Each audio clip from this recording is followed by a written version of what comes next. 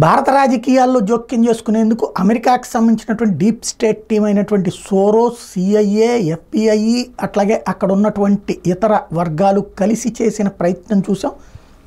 దేశంలో అల్లకల్లోలాలు సృష్టించేందుకు, ఉద్యమాలు సృష్టించేందుకు, హింసాత్మక సంఘటనలు సృష్టించేందుకు ఇప్పటికీ జరుగుతున్నవి చూస్తున్నాం. భారత రాజకీయాన్ని శాసించాలన్నటువంటి కుట్రలతో పాటుగా రాహుల్ గాంధీని వీళ్ళే నడిపిస్తున్నటువంటిది చూస్తున్నాం. ఇప్పుడు ఇవాళ అదే రాహుల్ గాంధీ ప్రజెంట్ అక్కడ ఉన్నటువంటి కమలా హ్యారిస్ అంటే అధ్యక్ష ఎన్నికల్లో ఉన్నటువంటి కమలా హ్యారిస్కి సపోర్ట్గా వ్యవహరిస్తున్నది కాంగ్రెస్ పార్టీ. అక్కడ శామ్ పిట్రోడా కమలా హ్యారిస్ టీంలోని తిరుగుతున్నాడు.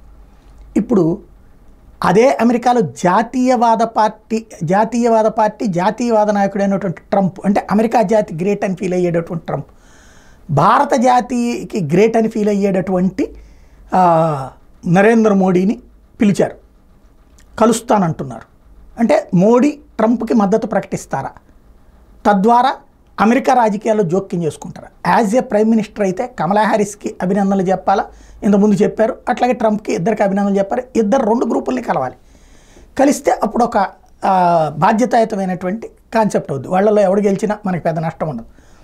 అలా కాకుండా అందులో ఇప్పుడు రాహుల్ గాంధీ ఒకళ్ళని కలిసి వస్తే, మనం ఇటు పక్కన ఇంకొకళ్ళని కలిసి వస్తే అమెరికన్ రాజకీయాల్లో భారతీయుల ఓట్లు ఎవరికి మద్దతు ఇవ్వాలి అన్నటువంటిది బీజేపీ మద్దతుదారులు అయితే ట్రంప్కి, కాంగ్రెస్ మద్దతుదారులు అయితేనేమో అటు కమలా హ్యారిస్కి వేయాలనేటటువంటి ప్రయత్నం చేసినట్టు ఒక సంకేతం వెళ్తుంది. అక్కడున్న రాజకీయాలు జోక్యం చేసుకున్నట్టు అవుతుంది.